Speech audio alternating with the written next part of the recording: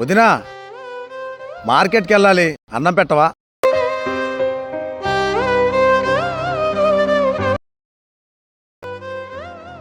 ఏంటండి మీ తమ్ముడు? మీ అమ్మ మీ నాన్న పోయినా సరే మన మీద పడి తింటాడు. బయటికెళ్ళి బతకమానండి. వాడు మనమే పడుతుండమేంటి? అయినా బయటికి వెళ్లాల్సింది వాడు కాదు, మనం బయటికి వెళ్ళడం ఏంటండి? ఇదంతా మందేగా. మనకు పెళ్ళవకముందే మా నాన్న నాకు రావాల్సిన ఆస్తులో వాటా ఎప్పుడో ఇచ్చేశాడు. నేనే వ్యాపారంలో పోగొట్టుకున్నా ఈ ఇల్లు, ఆ పొలము, ఉన్న ఆస్తి అంతా వాడిదే. అందుకే మనమే బయటికి వెళ్ళాలంటున్నా. అవునా?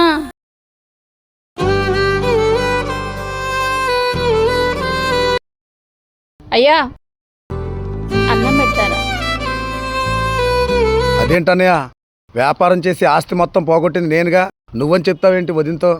చూడు తమ్ముడు, నాన్న బతుకుండగా మనల్ని బాగా చూసుకున్నాడు. ఆయన చనిపోయే ముందు నాకు మాట చెప్పాడు, నేను మిమ్మల్ని ఎలా అయితే చూసుకున్నానో తమ్ముని కూడా నువ్వు అలా చూసుకోరా అని. అందుకే మీ వదినతో నేను అలా చెప్పాను. ఏమైనా తప్పంతా నాదేలే, చూపించకలలే నీకిచ్చాది.